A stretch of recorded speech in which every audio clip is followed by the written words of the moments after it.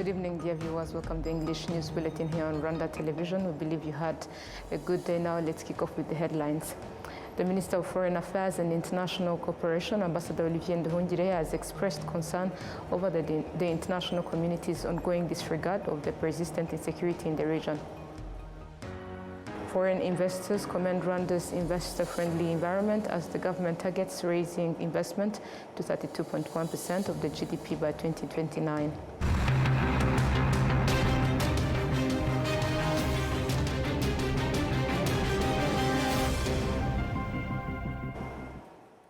My name is Olive, and it's always a pleasure to have you on board. Now let's kick off today's edition. The Minister of Foreign Affairs and International Cooperation, Ambassador Olivier Nduhungirehe, highlighted the role of the international community, which continues to overlook the issue of insecurity in the region and its failure to acknowledge the root cause that keeps the Democratic Republic of Congo from violating ceasefire. We have more. Thank you. This was a historical agreement, the Washington Accords for Peace and Prosperity, which actually comprise three agreements. There is the Declaration of Principles of 25th of April, which was signed in Washington. There was the Peace Agreement of 27th of June, also signed in Washington, and the Regional Economic Integration Framework, which was signed in Washington recently on 4th of December. Those three agreements, including any implementing arrangement or agreement, comprise this Washington Accords. So it's a kind of a framework, it's an agreement that has in it three specific agreements. Yeah. And then how different are these agreements from those signed in Doha? A lot of people have been trying to find where the two meet. Those are different but complementary. The Washington Accords are agreements between two states, the Democratic Republic of Congo and Rwanda, to deal mainly with the security issues between those two countries. And that security issue is around the FDLR, genocidal force, that is supported by the DRC government, embedded in the DRC army. So in Washington, with the peace agreement signed in Washington on 27th of June, the two sides agreed to neutralize the FDLR, which will allow Rwanda to lift its defensive measures. So it's a security issue between the two countries.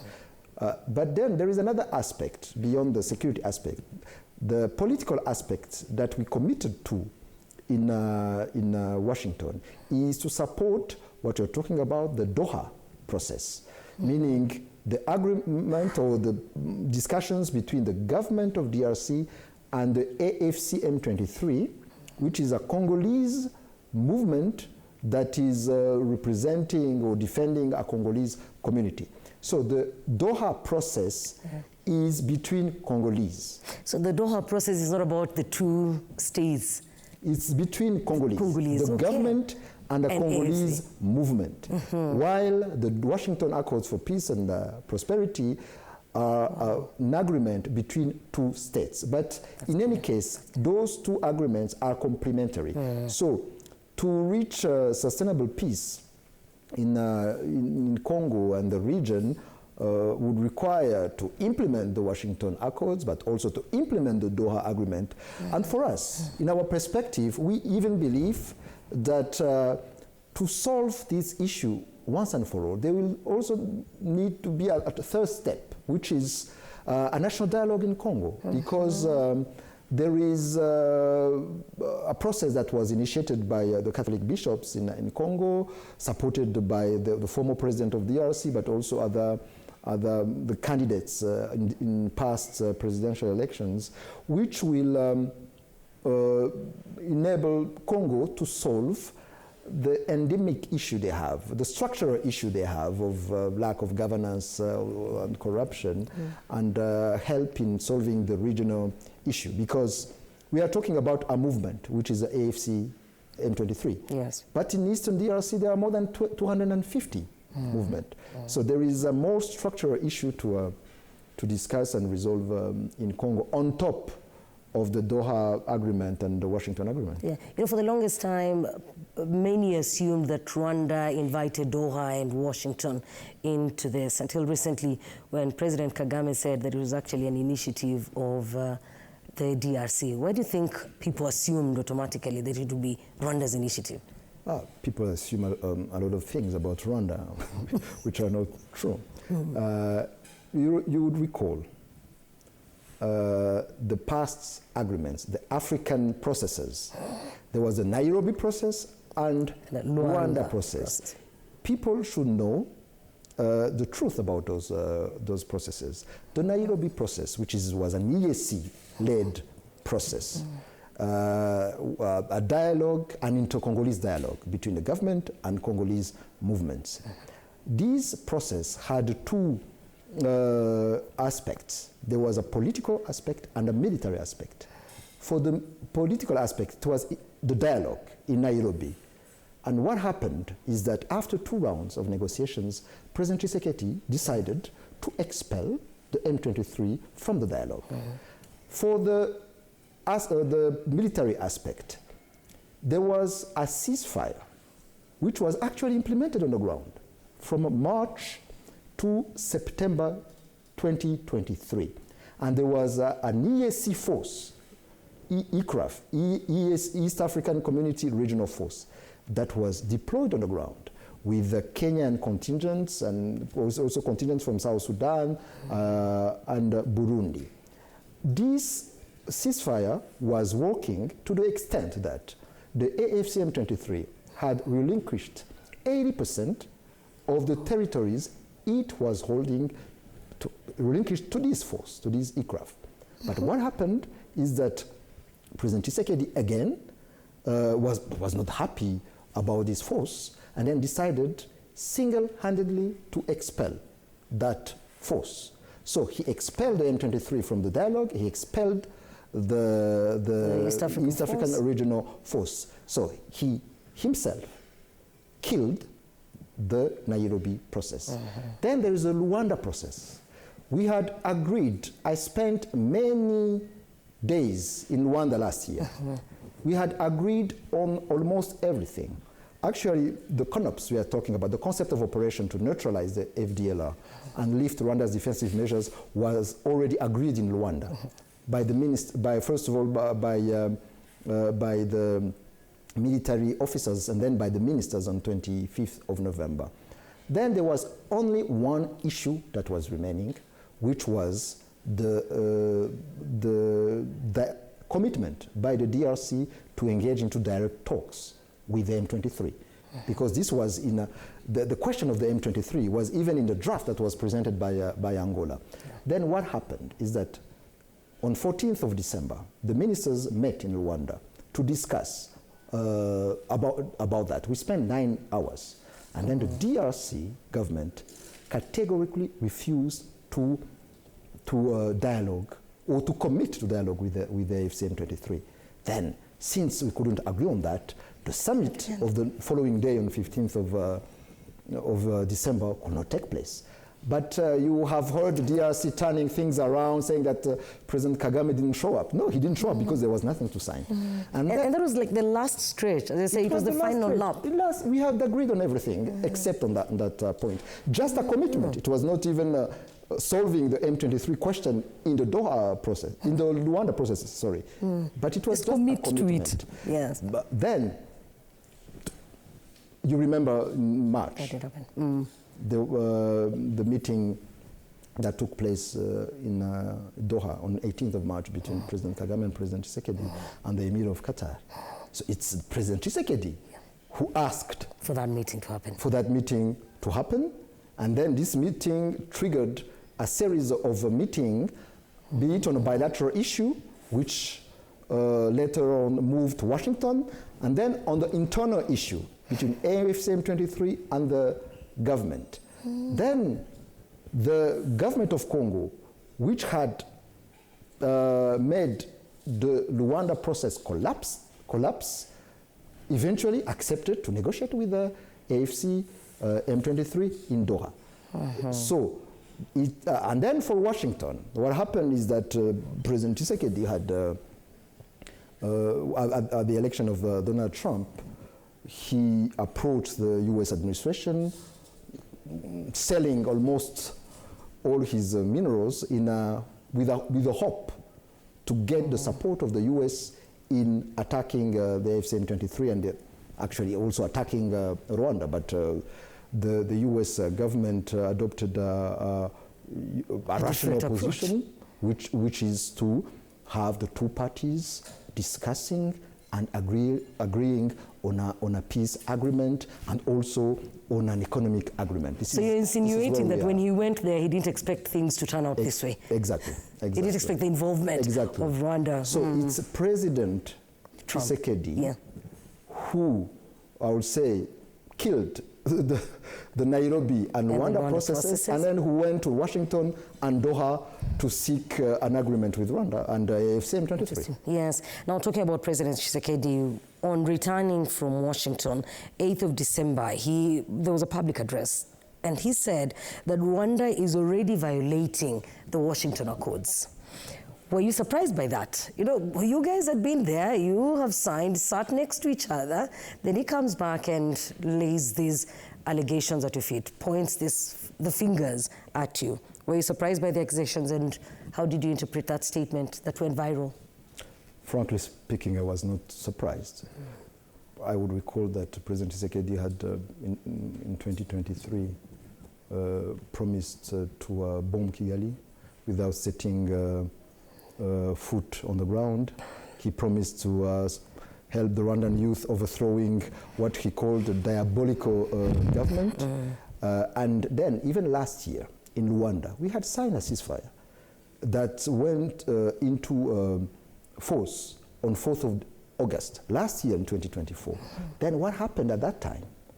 I'm talking about last year, not even this year, is that starting October, there was further militarization of the government with new Burundian troops, with new mercenaries, those Romanian mercenaries who passed through Rwanda, the ones who went through back to their country, and then attacking positions of the AFCM-23, then violating the ceasefire. That happened last year. And this year, it happened again.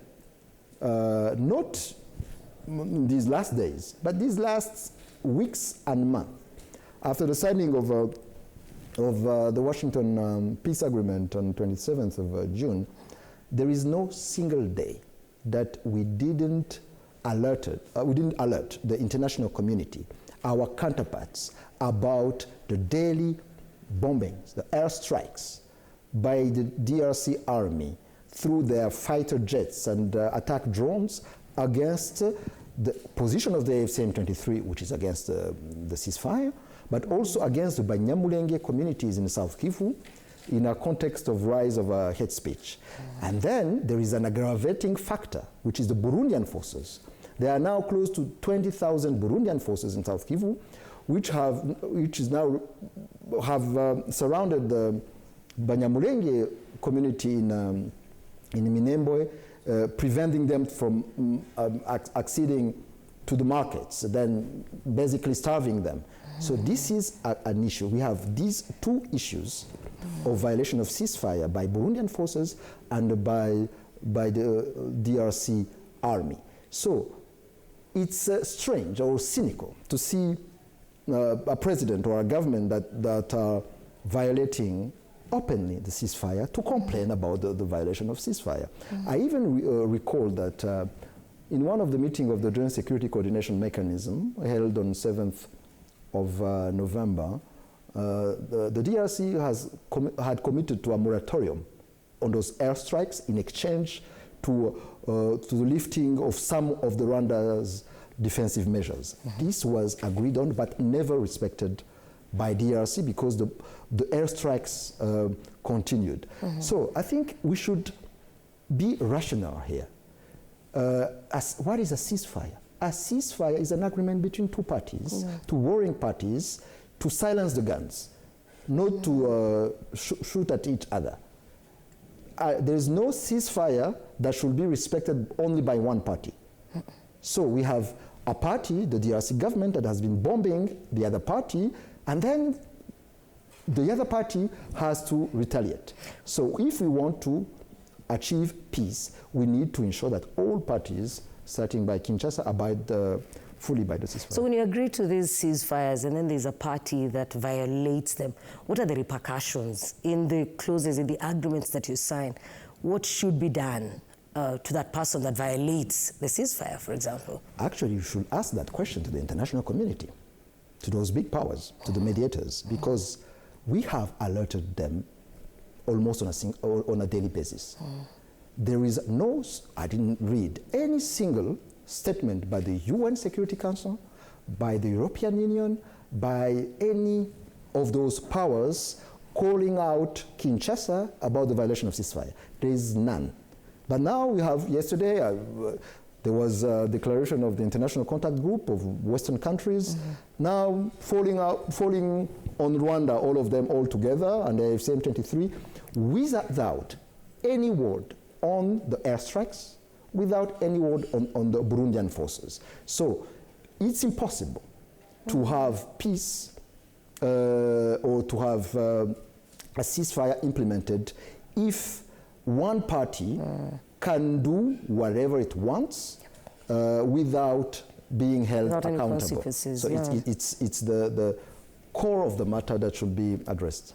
You know, I'd love you mentioned the Western countries that are within the international contact group. I wanted us to look at that with what's currently going on in Uvira, which is considered a strategic location, transport, economic hub. And we've had a lot of people say things about it. There's some international groups, European countries that have had something to say about it. What would be your official reaction to especially that community within the international contact group? My official reaction is why are they waking up now? We have been alerting them for the past weeks and months about what was going on. In a conflict, when you strike every day on the other party, in a context of a ceasefire, the other party at some point reacts or retaliates. Absolutely. So why would the international community wake up suddenly now while the situation was going on for several weeks and months? Yes. And then last Monday, just the other day, the Minister of Foreign Affairs of Burundi, now we move away from DRC, he seemed to alert the international community to the fact that Rwanda had fired shots into Burundi. These neighbors of ours, did Rwanda fire shots into Burundi? And then when he appeared on an interview with RFI this morning, he said if Uvira happens to fall, all options are on the table. So I would like you to respond to those questions. Did Rwanda fire shots into Burundi? And what options do you think the minister is referring to? This is a complete lie. There was a rather shots from Burundi to Kamanyola in DRC. And then we have now more than 1,000 refugees from that place who came to Bugarama, who are now in Nyarushishi Transit Center. As for all options are on the table for Burundi, there is only one option for Burundi, is to withdraw from eastern DRC, to withdraw from South Kivu, because they are, first of all, they are attacking a Congolese community, the Banyamulenge community. They are starving them, they are surrounding them. And second, they are destabilizing this region. And then third, they constitute a threat, a security threat to Rwanda because of their alliance with the FDLR, their alliance with the FRDC, which has vowed on several occasions to attack Rwanda. And I would recall that following the fall of Goma and Bukavu, the security organs of Rwanda and Burundi were in contact.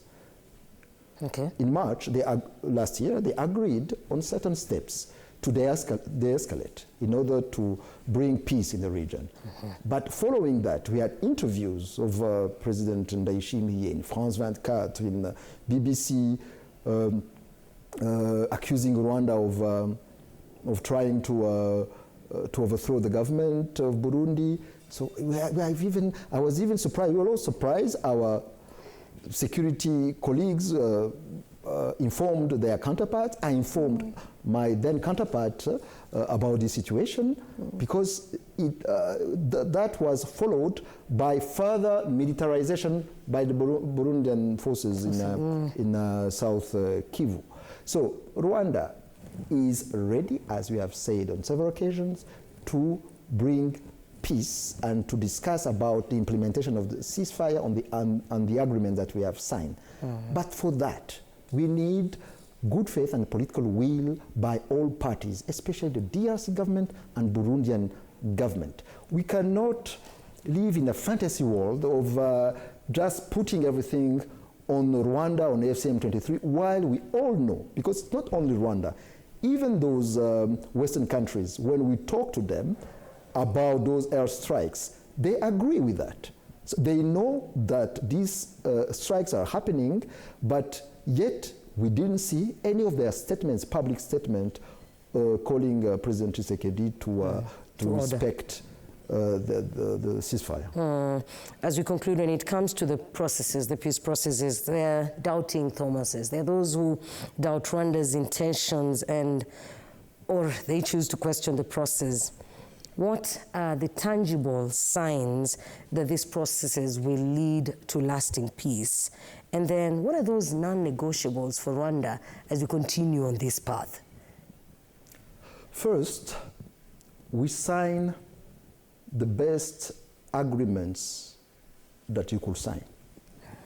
We have the Washington Accords for Peace and Prosperity is really a good comprehensive agreement with security, political and economic aspects. So we don't need to negotiate any other agreement. What we need is to implement what we have signed.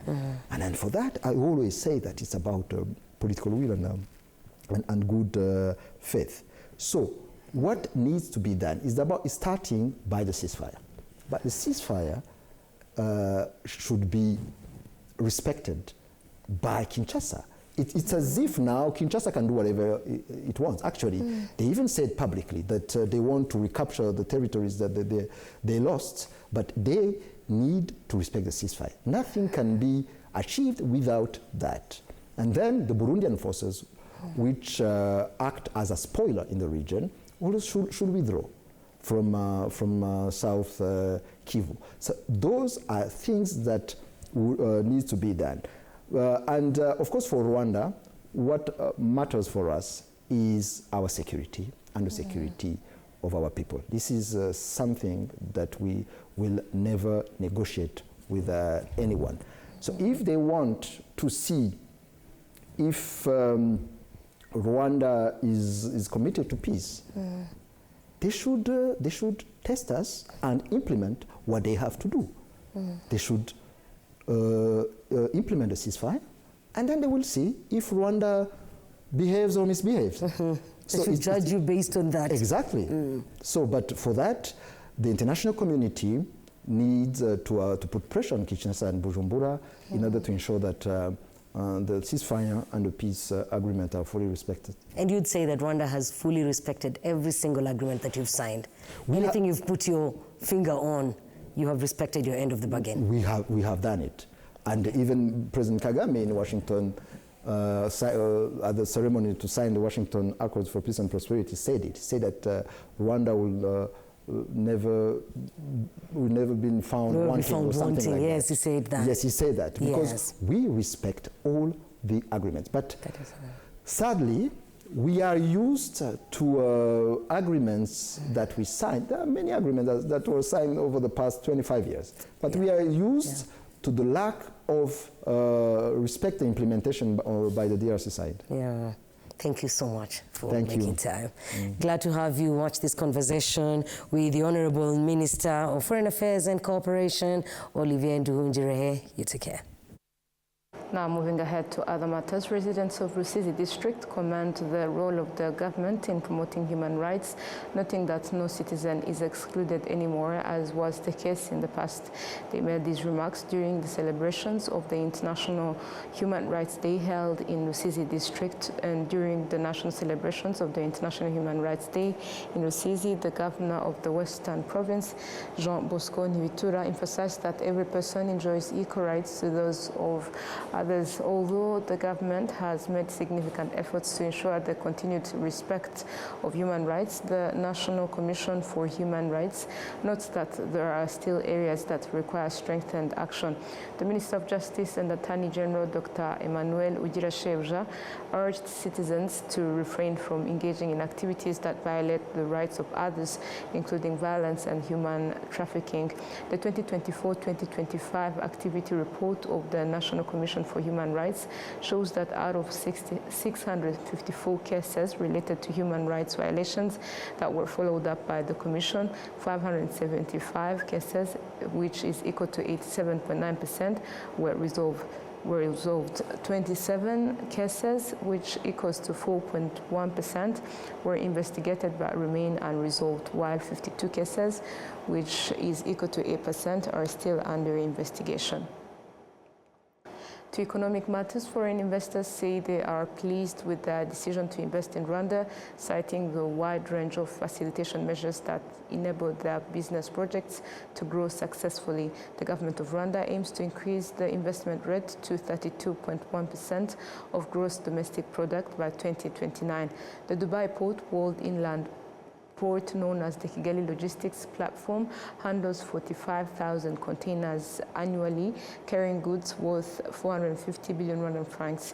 In 2024, trade between Rwanda and the United Arab Emirates was valued at $1.1 billion US. The managing director of Dubai Port World in charge of the Kigali Logistics Platform, Shushant Malik, says Rwanda is an attractive country for investment, especially considering its access to the wider regional market. Rwanda is a fantastic place. I think as investing here, it's been more about the country's governance, the corporations, the support that we keep receiving from all stakeholders, and working with the people around here. As you know, we operate the Kigali Logistics Platform and Rubavu Logistics Platform. It's been an incredible journey for last 5-6 years. We've been working here. We employ more than 700 people plus minus direct indirect work, and 98% being the Rwandese people. So it's been a good infrastructure. It's been a good support. It's been a good team. So we have been really happy to be invested here. We have been already spread in 70 to 73 countries as we speak. So all the global gateway, the people who are doing the trading, manufacturing, the import, export, we connect all of them to the Rwanda, through the supply chain, logistics, and within the country, we provide them the warehouse capacity where they can do. We also been associated for the cold room facilities, what we have for the agriculture products. We also associate with so many export that's happening from tea, coffee, minerals outside the country. We are planning the phase 2 within the KLP. That is going to be another $20-30 million investment. There's also an investor from the Eritrea, Tekle Team, who has also established a trading company in Rwanda, which imports various goods in 100 to 150 containers each month. It is one of the Eritrean companies that generated $93.5 million US for Rwanda in 2024. The Finance and Operations Director of Rwanda, Faseha Team, says the investment in Rwanda is performing well due to the country's investor-friendly environment. We are very much impressed with the investment we have done here in Rwanda. You know, by the time Rwanda was founded like 2.5 decades ago, Rwanda was a very small, tiny company. And today is, as you can see, as one of the biggest importers and distributors here in Rwanda. So we've come to this level it's because of the conducive investment opportunities which has been created in Rwanda. Here in Rwanda, you know, the systems are clear.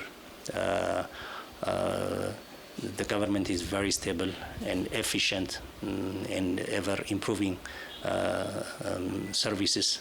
So there are a lot of course, institutions like RDB and Rwanda Revenue. They are very much professional institutions, like I would say, like Rainbow systems. They are very, technology-wise, they are making the payment systems also in very smart ways. So the environment is very, very conducive, and then our impression is very positive, and we are growing. You know, we are of course expanding. Had the business conducive environment was not appropriate or was not conducive, we wouldn't have come to this level. Yeah. Now, the head of Business Facilitation Services Department One-Stop Center Office at the Rwanda Development Board, Fred Karemera, says there are special facilitation mechanisms for large investors, including access to land for a specified period. Regarding taxation, both local and foreign large-scale investors can benefit from tax reductions depending on the volume of exports they send to international markets. In certain cases, there are some strategic investments where the government decides, it makes evaluation of the investment proposal, and it finds that land is one of the critical aspects that the investor cannot meet without government interference. And this time is like, it's where we have what we call concession agreements. So concession agreements, the government signs between the government and the investor, and then the government can release land. And the way of releasing land is not necessarily to say the government has given you free land. No, it's a concession agreement that has a time frame to work on. And you have also to deliver on the terms of this concession. So that is mostly where people misinterpret and say the government gives foreigners land, but that is not necessarily a free land that is given by the government. It depends on the terms of agreement, it depends on the cost of this investment, and it depends also on how strategic the government feels this investment must be made by the government. So then the government puts its hand in such kind of investments. Case in point is some, like for example, if you look at the logistic hub, look at the area that it occupies, look at the general work that goes within that, then the concession agreement can be part and parcel of the way the government negotiates. Look at also the big projects like energy, putting up that money alone as an investor without some government's hand, then it becomes very difficult, and then the government signs. For example, in the energy sectors, even before you make some of the big energy projects, the government will look at, the investor will start to negotiate how much are you going to be buying for me. If you don't give such a guarantees to the investors, then you risk losing investment in that sector. So such a kind of big concessions is where you find land is part and parcel of the negotiations. But that doesn't necessarily mean that you've given free land.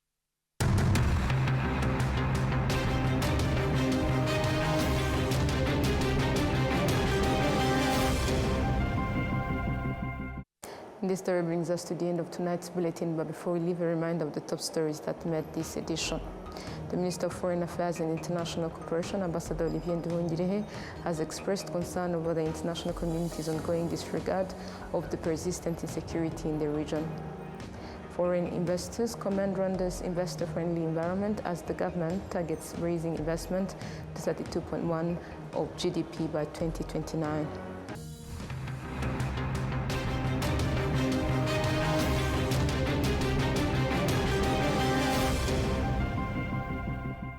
And that wraps up today's bulletin. Thank you so much, dear viewers, for staying with us. We wish you a good night.